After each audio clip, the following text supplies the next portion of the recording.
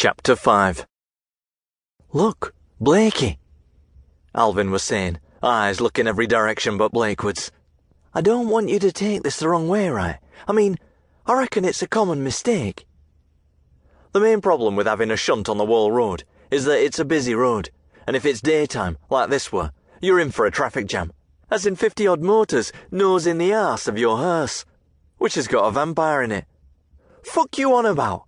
I says, trying to stare out 50 irate drivers. "I'm just saying, well, I reckon you got a slight gap in your, Alv, spit him out, or you'll be feeling the back of my hand, plus the front and sides of it, and the front of my head." "All right, well, can I just ask you a simple question? Without you taking offence to it, I mean." "When have I ever took offence to summat? I'm a fucking head doorman, fuck's sake, high-ranking security staff. It's vile that we looks at things subjective like." "What, in your opinion, is an hearse for?" "Eh?" "A hearse, Blakey. Type of vehicle you've crashed here. What is it used for? Bread vans is for carrying bread. Post vans is for carrying letters and that. What's a hearse for?" Fuck knows why he'd been fretting over me hitting him. I were more worried about him than leery at him. Were he going senile or something? "Alv," I says, all gentle, and like I were talking to a small young'un. "One who can't tie his own laces yet, and has got snot running out of both nostrils, the dirty fucking bastard. Alv, hearses is taxis. They're just posh taxis with a bit of space in the back, for posh folks like. There's no great mystery, my little friend." I reached out to ruffle his hair. He tried flinching away, but I grabbed an ear and reeled him in, then done the ruffling. "You dozy fucking twat," I says all affectionate. "All right," he says when I let him go. "So the place you got this hearse from, what do they do there, in your opinion?" "Posh taxi firm, innit?" I says, shrugging. I were more interested in them backed-up motors, realising that they made things a bit difficult here. If it were dark, it would have been all right, but it were blazing fucking midday sun, give or take a couple of hours, and it were like I were under the spotlight, and they was my audience. Fucking pissed off audience going by some of their faces. I stepped towards them, watching 50 drivers shrink back in horror. Fucking chickens the lot. "It's a funeral parlour, Blakey," says Alvin, his voice getting fainter and somehow more distant.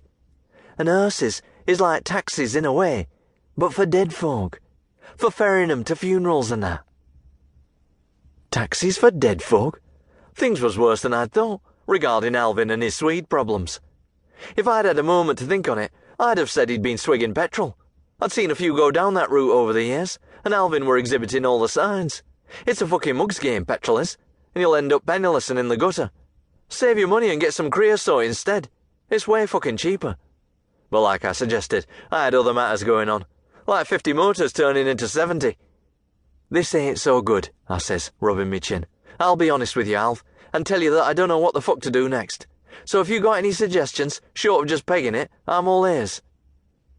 I thought about that a moment. "Actually, shall we just... Alv? Alv, where the..."